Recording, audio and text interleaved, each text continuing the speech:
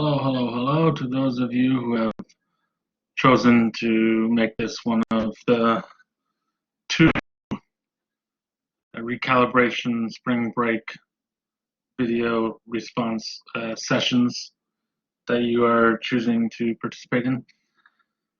So I want to spend this video talking about three terms and how a few elements of Shadowbahn can be categorized and talked about within those terms, this set of terminology. So these are common terms of literary analysis. Symbol, we're going to talk about the symbol, motif, and theme. So these are three very commonly used words whenever talking about literature, in addition to many other texts, texts of other media, shall we say. Whether it be film, music, architecture, these are very commonly used terms, very commonly poorly used terms, in that they're used too interchangeably, too frequently.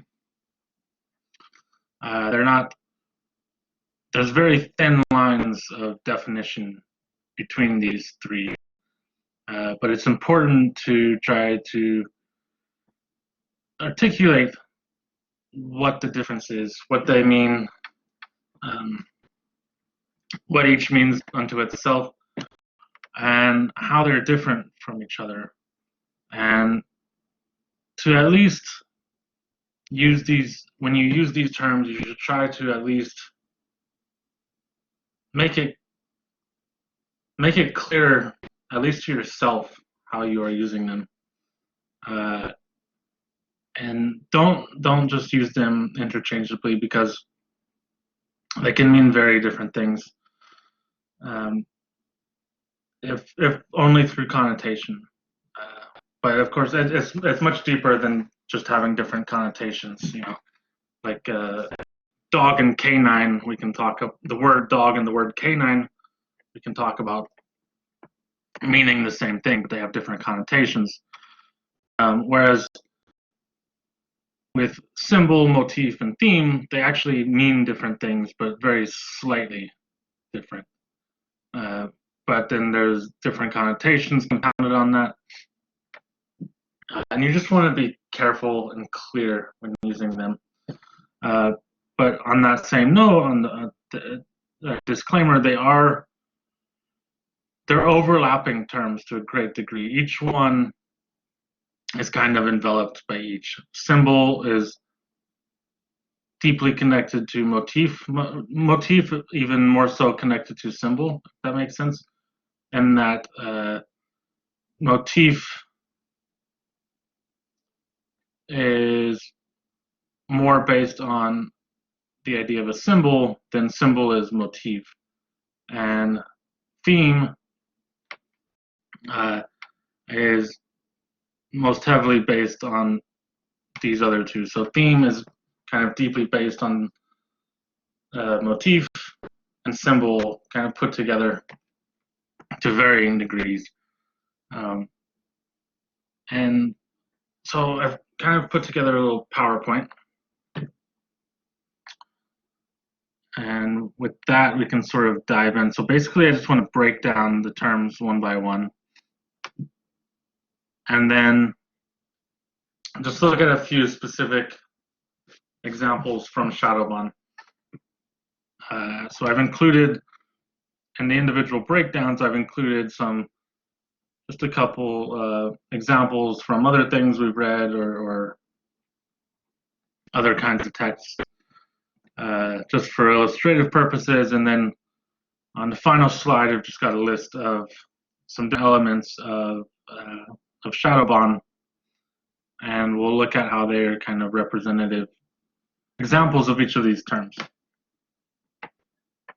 So with that, I will flip you over to my screen. We'll have a look.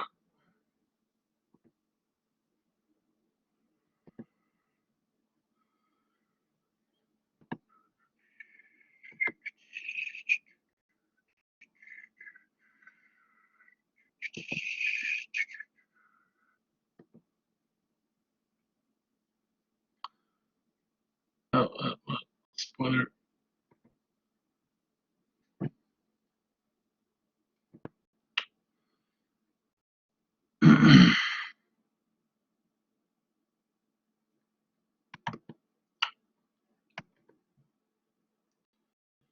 All right, so here we go. We've just got this neat little title card, which I think is very appropriate for the book. Um, there's a lot of kind of portals and tunnels and stuff happening in this story, so I just thought I'd include that. There's really no other reason to have a title card except for the cool image. All right, so a symbol is an object, event, idea, or action within a text that signifies something or suggests a range of reference beyond itself. So, on a very basic level, like every word we use is a kind of symbol, and that it's a formulation of sounds that represents something beyond itself. The word table, it's just sounds, except that we have, through usage, established that it means something beyond those sounds. It means basically a flat top surface with 4 legs on it, generally. Or there's all kinds of tables, but you know, let's not get off on a tangent of different mental conceptions of a word. But basically, every word is a symbol in that it points to something beyond itself. A word is a symbol in that it points to something beyond the sound construction that it is. Another common symbol is money, right? Money is just a piece of paper with some little pictures on it, basically. But we live in a system that has established a meaning attributed to that money beyond that piece of paper. The money represents something beyond itself and has an exchange value. So the idea of a symbol can get very complex and complicated when you really start to get into it and what it means. So we're going to try to just kind of stay basic with it for right now, stay more or less on the surface, and look at, kind of the secondary part of it. What every word the words in the text add up to create an object, an event, an idea, or action that we have a mental perception of, and the mental perception from those words, it leads to something beyond the direct meaning of those words.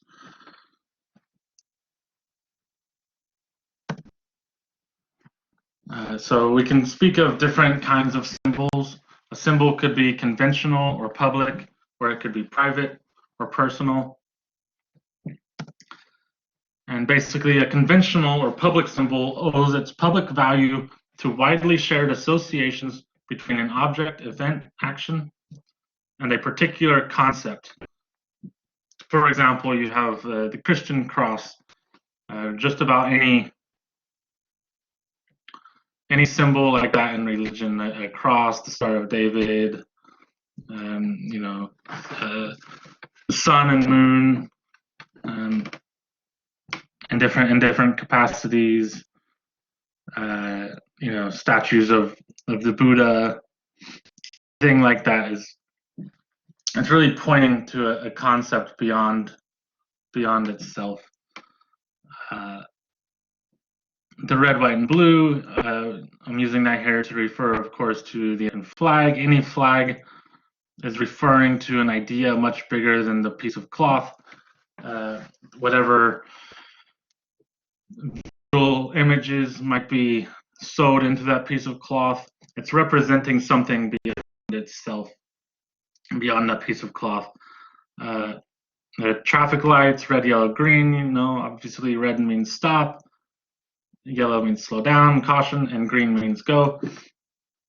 The breaking of bread, a Valentine heart, all of these things don't have any natural meaning to them per se. I mean, some more than others. The breaking of bread, for example, has a more direct and almost practical meaning than does a Valentine's Day heart. There's nothing really inherent to that shape of a Valentine's Day heart. The only meaning that it has is derived from the consensus of us, of society through common usage. Same with cash, with words. There's no natural meaning in cash. There's no natural meaning in words. These things only have meaning because we as a society have agreed that they do. If you dropped the complete works of Shakespeare in a suitcase full of $1 million off on some remote desert island where people use coconut shells as currency and speak a language far removed from English, the only real meaning that money and the complete works of Shakespeare would have really is maybe to start a fire or toilet paper or something like that. Maybe they might find the images interesting unto themselves, but they don't really mean anything. Money has no exchange value. Those letters printed on the page that to us is beautiful, breathtaking poetry, to them it's just little squiggles. It doesn't mean anything. It only has meaning because we have decided that it does. Through its use, it has taken on meaning. It's been conventionalized, and it's public in that anybody within that society using those symbols agrees on it, and they have a consistent meaning. So, for example, red, yellow, and green in the context of a traffic light, even within a book, if somebody pulls up to an intersection in a book and the light turns to red, it's going to stop unless the book is somehow trying to subvert these conventions. If somebody in a book or a movie walks by a building that has a Christian cross, we're gonna assume that that's a church because they're widespread. They have meaning that is established before their inclusion in the text, and this is kind of what separates them from private or personal. This idea of meaning being established through conventionalized use by society that precludes the text that you might be reading or watching or what have you. Whereas a private or a personal symbol, it generates its symbolic value out of the unique textual structure of which it is a part. So basically, a symbol of this kind is its representational value, its heightened representational value, or say extended representational value that it gives off by its inclusion in a text. It is built up out of its inclusion in the text by the way it's included, by the way it's used. So, for example, the image of a high water mark in Fear and Loathing in Las Vegas, and in the famous monologue, which we read in class, Thompson uses that as a mental representation a symbolic representation for the peak of the counterculture in 1960s America. And the idea, the reason that that's a personal symbol, we might say, is if you just set a high watermark, just those words,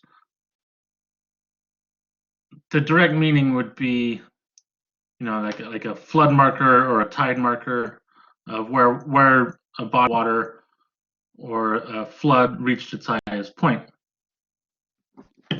The only reason that it has representational value for the peak of the counterculture in 1960s America is because of the context into which Thompson has inserted it, into which he's using it. So it's generating this new meaning out of itself. That meaning only resonates within that context.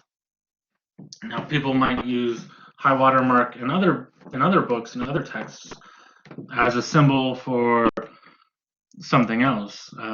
You could easily perceive of a text talking about like economical high watermarks. You could say, people talk about the bubble bursting in the 2000s, the housing bubble. Before that, there was a high watermark of economic growth, and then it started to plummet. So a very different representational value. But to just use high watermark, if I just said that to you in another context, like let's say an economic context, your mind wouldn't immediately go to the counterculture of 1960s America.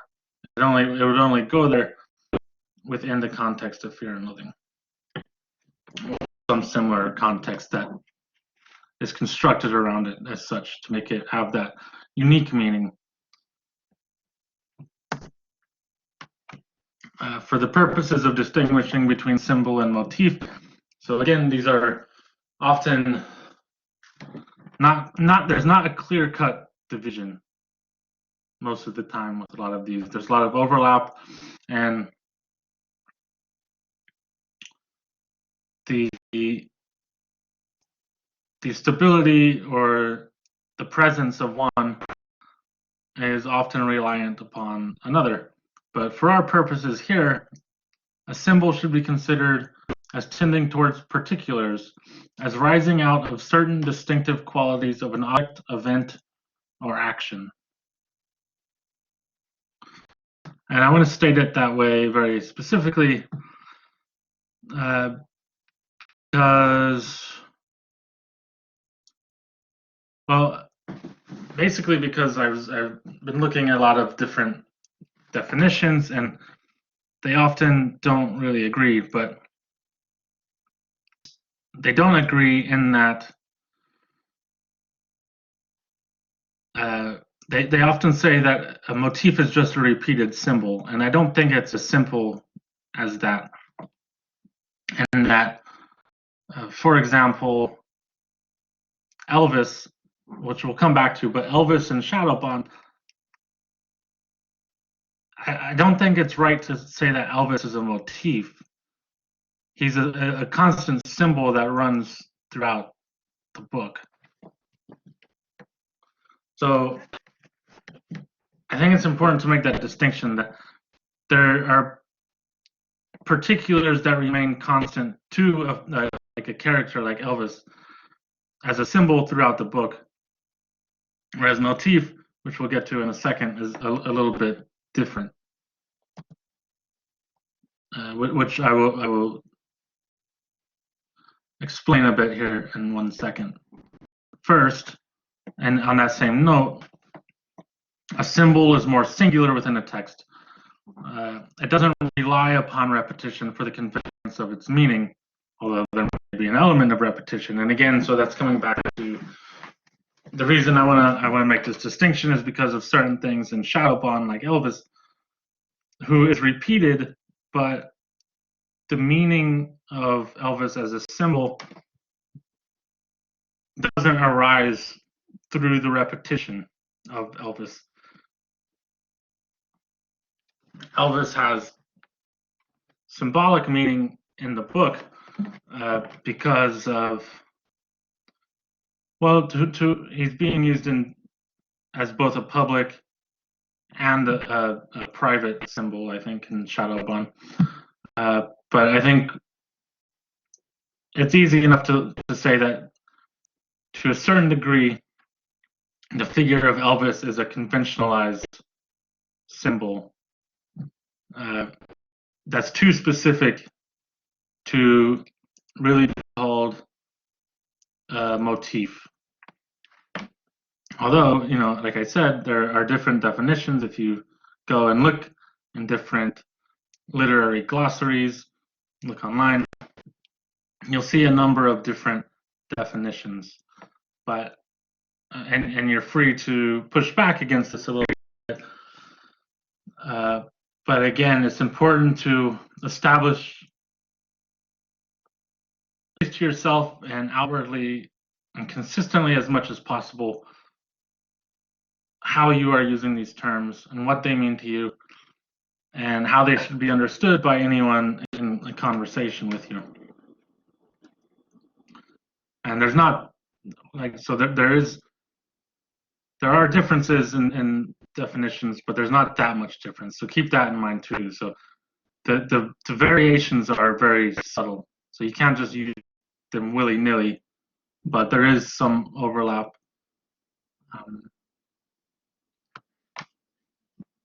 So this is another major difference between a symbol and a motif, in that a symbol might be constitutive of a structure that is indicative of a central underlying meaning or meanings of the text as a whole, or it might just be a part within the overall design, representing an idea that complements the central meaning or meanings without representing the central meaning directly. So this is worth noting here. As we'll see with motif in a moment, that's kind of different. Motif is inextricably linked to the central meaning or central meanings of the text in its entirety. Whereas a symbol might work with symbols representing a variety of different things, a variety of different ideas and concepts. And symbols might be working together, but each symbol might be different.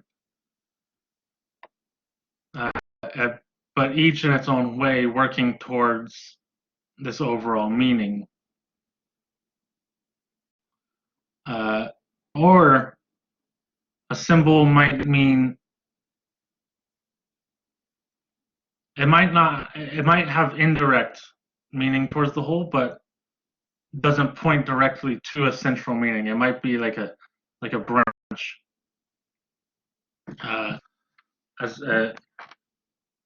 As opposed to what we will see in a second with motif, where a motif is constantly working towards the center.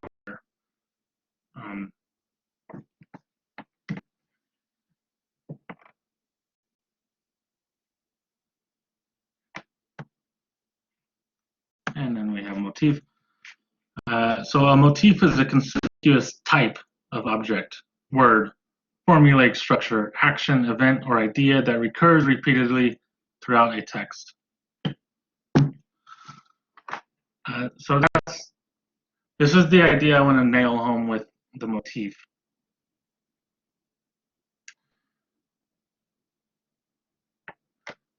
In Shadowbahn, for example, there's a motif of doubling, which you very aptly pointed out in one of your blog posts. You used it correctly, and you will know who you are if you're watching this, or if you're reading the blogs of others. But basically, a motif is a type. It's a certain construction that is applicable and transferable across a number of variables. So if you want to talk about a doubling motif, we see that in the siblings, Parker and Zima. We see it in the towers. We see it in the siblings, Jesse and Elvis. We see it in all this talk about shadow Americas. We see it within the primary America in the text, with the dissenting states. There's a disunion in America. So doubling is the motif. It's not as singular as, say, the Twin Towers or as Elvis. It's a kind of mode in which different things operate. It's a characteristic, perhaps you might say, of different elements. And unlike a symbol, which might have meaning, like the high water mark in Fear and Loathing, for example, it's only used once in that book, but it's still a symbol. Whereas a motif, in order for its full meaning to really be brought out, it's heavily reliant upon the recognition of its repetition. A motif is also it's a pattern, basically. And if you're talking about art or architecture or music, that's kind of what it is. A leitmotif. Motif. It's a pattern. It's a pattern that runs throughout the course of the work.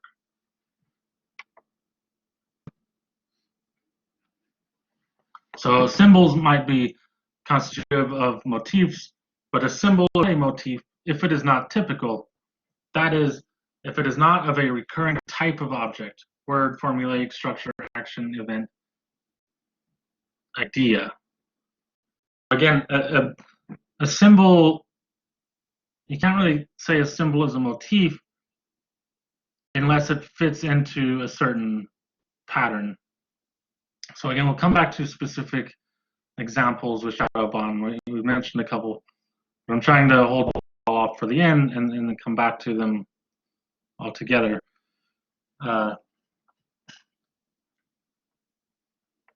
Yeah, so a motif is basically it's a patterned, it's a model of something that is derived from that pattern.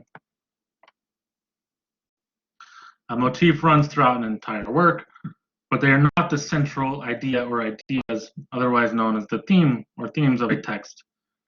They do, however, directly support the theme/themes, and motifs might even create the themes out of themselves. So it's important to point this out because motifs and themes are often and easily confused, but they are not the same thing. Just because it's something that runs throughout the entire work, that doesn't mean it's one or the other. It has to fit these other characteristics. So on this first item here, another important part of that is the word conspicuous. Motifs are on the surface, right? It's the surface patterns. That might be the best way to think of it. Motifs are the surface patterns that run throughout the work. As themes are a little bit different, which we'll get to momentarily. But a single work can have multiple motifs. And motifs might pass across multiple works. A motif crossing multiple texts will frequently enter into the conversation when under evaluation is an author's whole body of work, or different works within a particular genre like horror or comedy. For example, if you've ever heard of the figure of the final girl, and you're talking about slasher films, Friday the 13th, Nightmare on Elm Street. I don't know. There's a ton of them. Texas Chainsaw Massacre, which I think is the one that really kind of started this. There's this figure of the final girl who's basically the last surviving character of the group of teenagers that goes out to the cabin in the woods or on the road trip or to the Halloween party or what have you. And we can speak of that as a kind of motif that runs throughout the slasher film genre. So that when a movie like Scream comes along, which is very aware of all these different motifs, some might even call them cliches, but a movie like Scream is very aware of these different motifs, and it plays with them, it plays with our expectations, and kind of subverts them a little bit. And again, so cliche is another one I'm not really going to go into, but in some cases you might say a cliche is almost like an overused motif.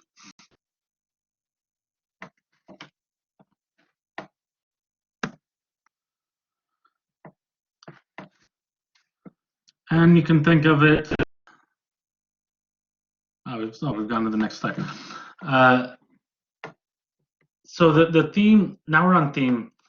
The theme of a text, or the themes, there can be more than one, and in most really good works of art, there will be more than one. But the theme of a text is basically the underlying idea or message of a text. As such, themes are not necessarily stated on the surface of the text and will often involve various levels of interpretation to fully recognize. That being said, they may be on the surface. Themes may be implicit or they may be asserted. But even if they are asserted, they are not immune to possible variations of interpretation that might result from critical thinking. So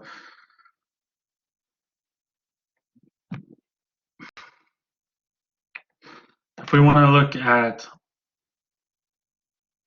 a text like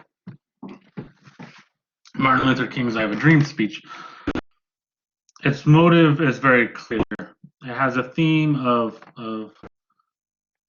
racial equality and civil rights. The theme is the promotion of civil rights and racial equality, etc. It's just very much on the surface. It's very much asserted.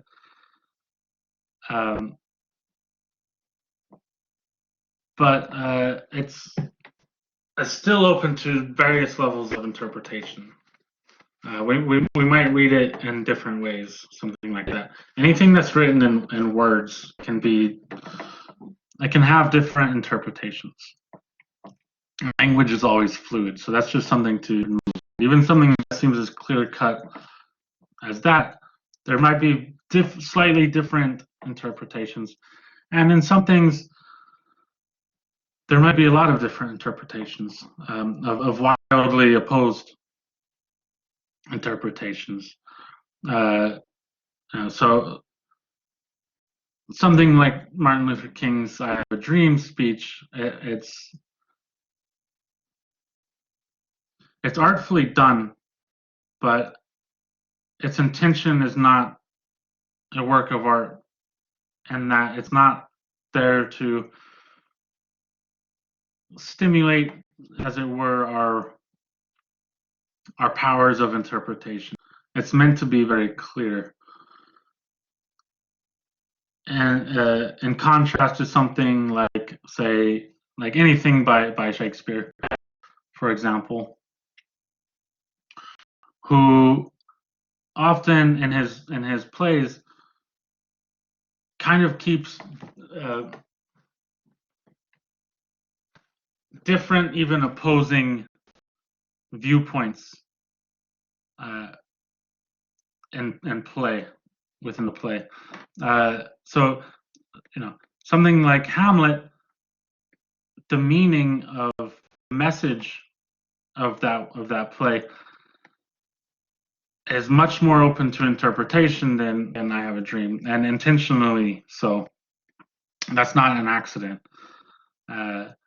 Works that sustain themselves do this. They create a structure such that different themes can basically be drawn out depending on who is interpreting it.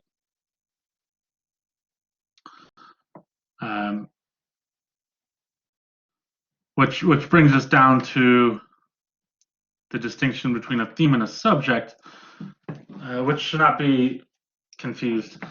A subject is basically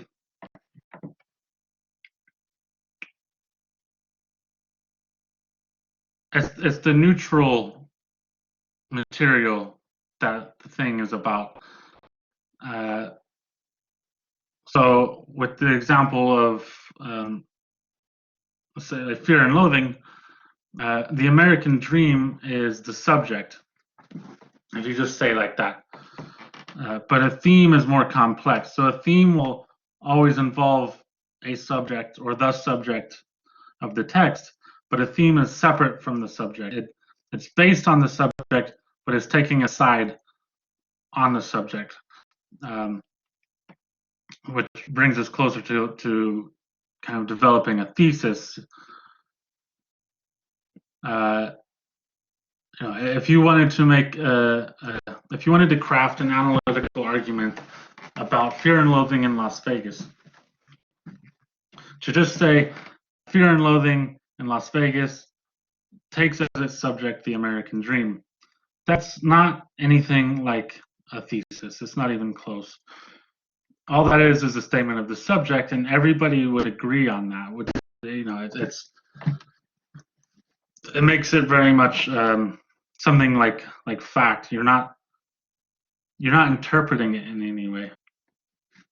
But if you start trying to identify the theme of this book, that gets you closer to a thesis. So if you were to say something like the theme of Fear and Loathing, or a theme, is that the American Dream is an excuse for unbridled materialism, an illusion of freedom as evidenced by the ruptured counterculture of the 1960s, etc. To begin making statements like that, it brings you much closer to a thesis, because you are asserting basically what you believe to be the meaning, the message of the text. And the more artistic the text is,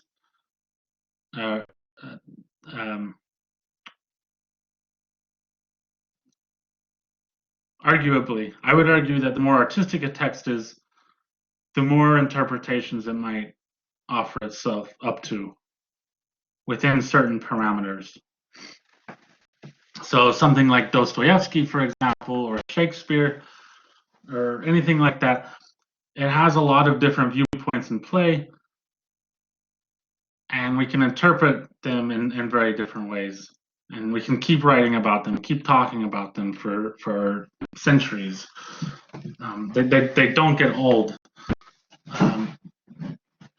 Which is not to say that certain social statements are not art. I would, any day of the week, I'm going to say that Martin Luther King Jr.'s "I Have a Dream" speech is one of the most beautiful documents in the history of American letters. But it's serving a very different purpose than a novel or a play. It's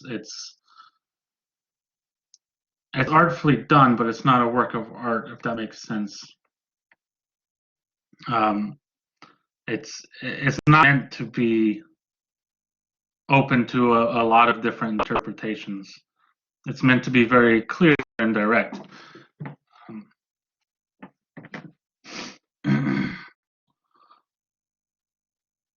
And I think that's helpful to keep in mind that when you're reading a book, especially something like Shadowbahn, a lot of what it means is determined by you. It's determined by the reader, by who's reading it and what you're bringing to it. So a little analogy: if the subject is fuel for the text, the theme, what ignites it, right? So if you wanted to write a novel, you might have war as your subject. You might want to write about World War II, say. Good. So that's the material. But what's the viewpoint? What's the angle? And that's really what would set that the wood that is war, that the theme, your angle that you decide is what would ignite it. And the more complex, the better if you're writing a novel.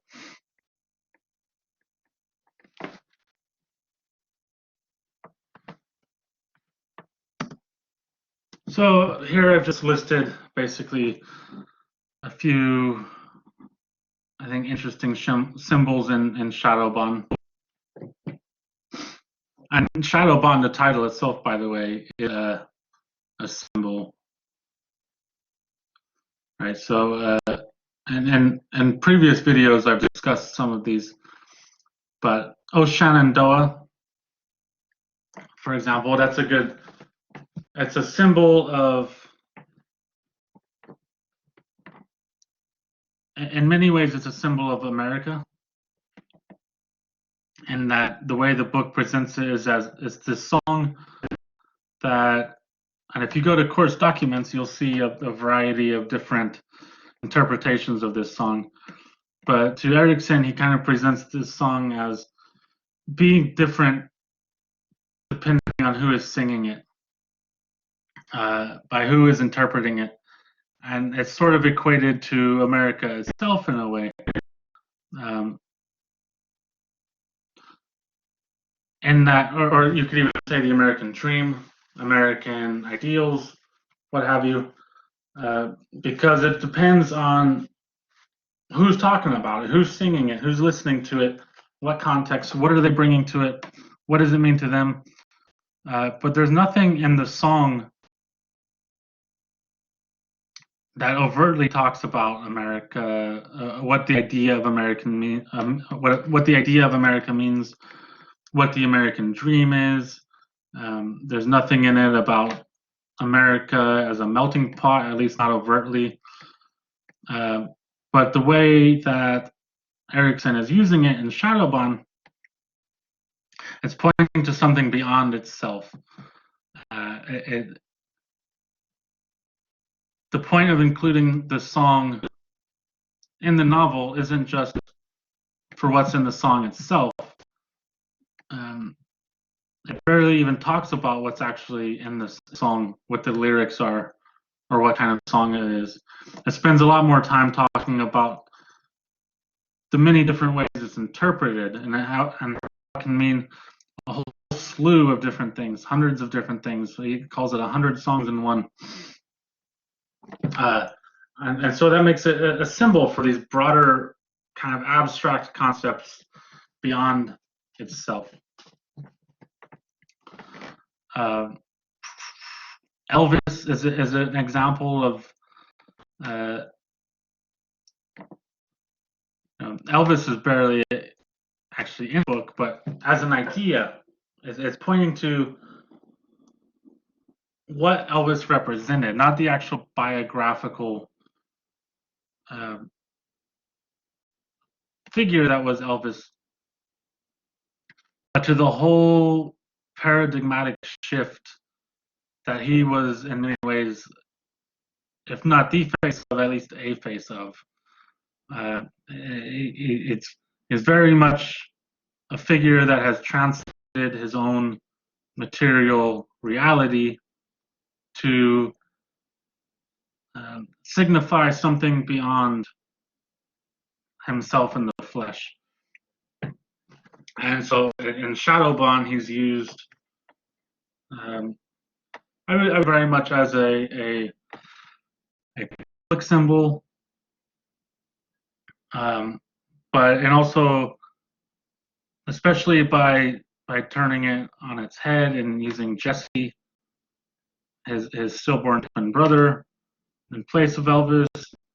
Uh, Erickson and Shadowbahn is using Elvis as a conventional symbol, and absorbing it into Shadowbahn as a text, and in many ways personalizing it by changing the context of it, creating a new kind of symbol, or even expanding on the symbol of Elvis, to in many ways um, be representative of not just the paradigmatic shift that Elvis spearheaded, but the whole history of America, of race, war, all these troubles and hopes and aspirations that is encompassed in the American experience. There's an instance in Shadowbahn where Parker and Zima's brother is going off on this rant about mono versus stereo. And stereo is kind of used as a symbol of democracy as opposed to mono. Stereo is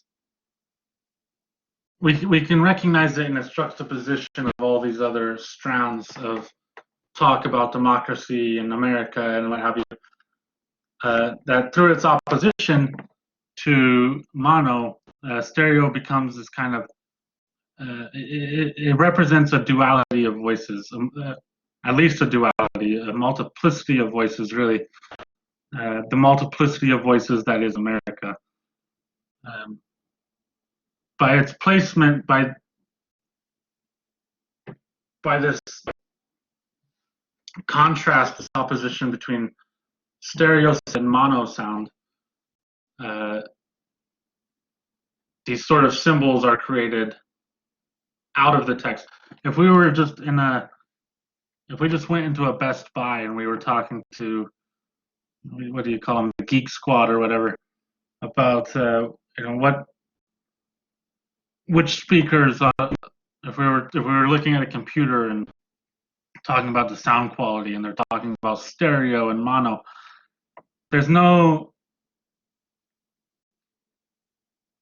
you wouldn't immediately start thinking about democracy and simplicity and voices and diversity of America, because stereo and mono are not conventionalized symbols in that regard. Rather, stereo and mono within Shadowbahn are personal or private symbols. Their meaning within Shadowbahn arises fully from their inclusion in the text itself. So these are just a few of the symbols in Shadowbahn, but the whole thing is a freaking cornucopia of symbols. There's no shortage of symbols in this book, just as there are no shortages of motifs. But just to make a distinction in the idea of characters as symbols, whereas I wouldn't call even Jesse himself is symbolic by being kind of the negative Elvis. He's part of the Elvis symbol. But even though the figure of Elvis / Jesse runs throughout the whole book, I wouldn't call them a motif. But there might be some who would disagree with that, who would. But the reason that I wouldn't call them a motif is because it's not a repeated type. That's just a repeated, you might say, a repeated case of a type, a repeated example of a type. But it's the same character. It's a constant, I guess, is what I mean. it doesn't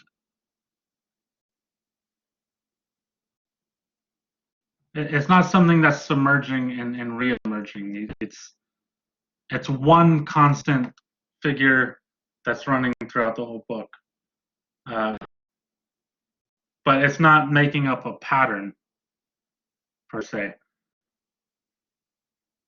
The figure of Elvis is not constituting a pattern. However, we can look at a type of character that we can call a motif. So there's a number of characters in Shadowbahn who are characters drawn from real life, historical figures who were assassinated. So we have the type, assassinated character, assassinated historical figure. And then the cases, so the motif is assassinated character, assassinated historical figure, but then the individual cases, the tokens are, we have JFK, who, by the way, they're historical figures who were assassinated, but in the book, because Elvis was never born, they are not assassinated. Well, K is inadvertently assassinated, but not the usual way anyway. So the motif of assassinated characters, we have JFK, we have John Lennon, we have Andy Warhol, he didn't die from assassination, but it was an attempted assassination. We have Malcolm X, who comes around towards the end if you haven't gotten that far. He goes by the name Malik in the book. It's Malcolm X, if that's not clear from the description. So that's a motif, that's a type of character, right?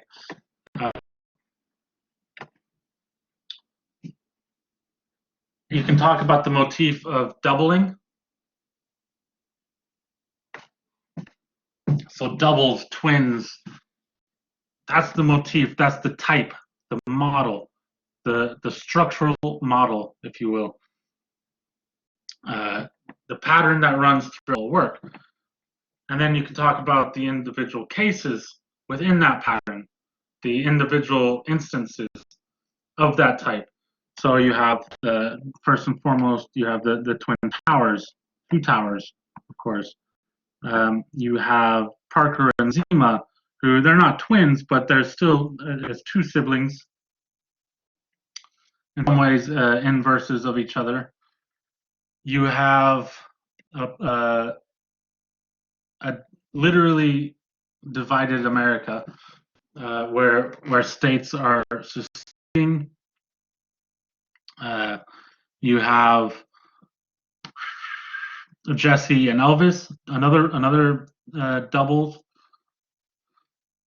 And again, this motif, included in this motif, is the instance of stereo, the symbol of stereo, which helps make up that motif. But stereo is not the motif. Stereo is representative of the pattern that makes the motif. But stereo is only mentioned once, maybe twice. It's an individual symbol that is representative of a pattern that is aligned with other symbols. And so it's part of the motif, but it is not in and of itself the motif. But doubling or twins is the motif. It's the type, the kind, the pattern that defines these various instances. Let's see, what else? So again, there's tons of motifs running throughout. You could talk about music as a motif. The road is a motif, and I think I've actually, on a previous video, I referred to it as a symbol. So maybe, I should get a little slap on the wrist, but like I said, there's a lot of overlap and slippage between these terms. And it's very easy to fall into just using them interchangeably. But you should really try to avoid just using them carelessly.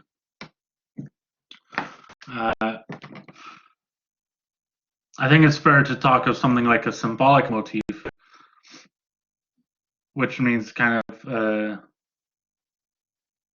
I would say that's a more limiting pattern, like the road, for example. So we can talk about the whole collection of roads in Shadowbahn. There's routes, which is part of the motif of the road, but in and of itself, as an instance within that greater pattern, Route 66 has representations of other things within itself that isn't necessarily included in every mention of the road or the highway in Shadowbahn. It's very prominently a symbol of Americana, a certain kind of Americana. So Route 66 is not the motif, but it's one symbol, it's one instance in a pattern of other instances, of other types, which is the road, the path. The title itself, Shadowbahn, Bahn is German for basically track or path or trail. It kind of means road. So if you've ever heard of the Autobahn, that's the German kind of highway system. So in this case, Shadowbahn, there's this kind of underground. Underground's not right. It's magical than that. But there's a kind of hidden road that runs the whole from one coast of America to the other. And so the title itself is part of this motif. The Shadowbahn, the Shadow Road, Route 66. Trying to think of the ones, the roads that go through the Badlands, Highway 44 or something. Every instance of a road makes up the motif, the type, it's the pattern.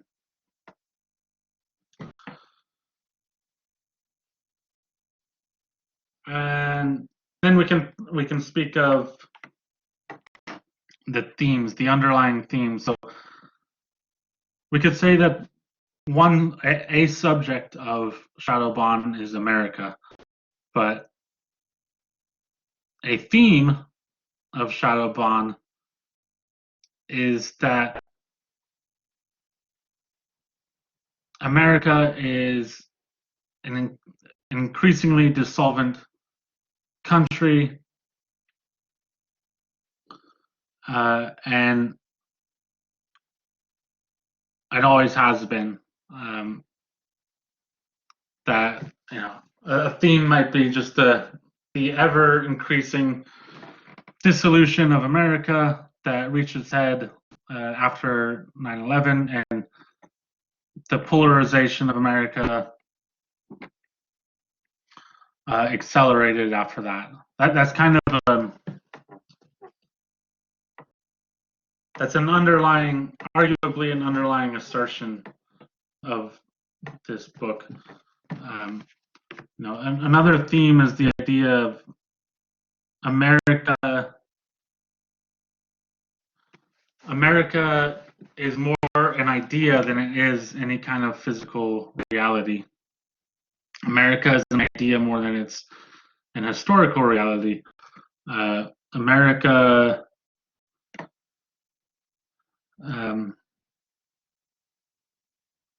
that America is more real as something in our minds ever was. In terms of the ideals that define America, those ideals have only ever really existed in our collective conscience, and they have not ever really been truly in practice. So the novel might be arguing. That's one way to interpret this. But again, there's a duality to everything. So that's part of it too. That that's another theme is the duality of America and its symbols. So we can see that in the motif of doubling. If we follow that through, we can get to the theme of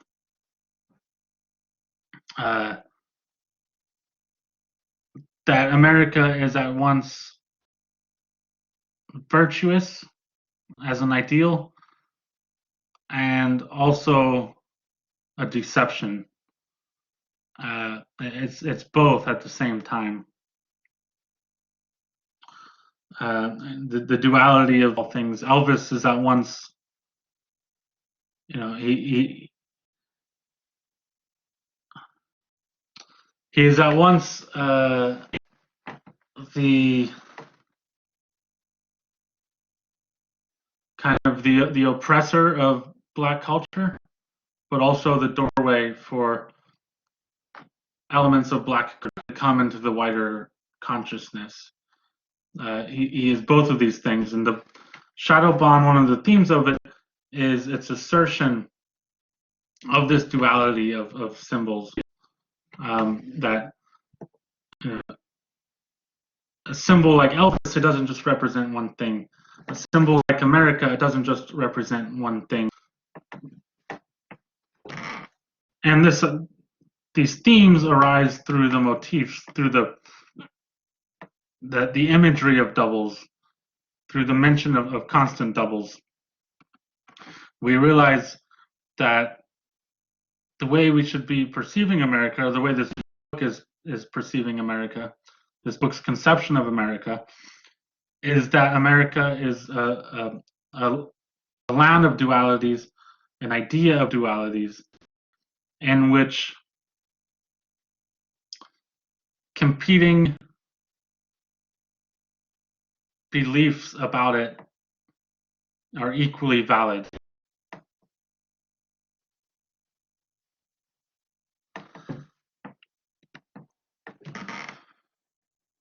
And with that, because it is late,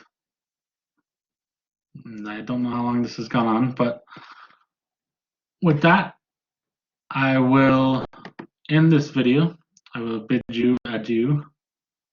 I think this will be the last of these videos, but we'll see what happens. Maybe not.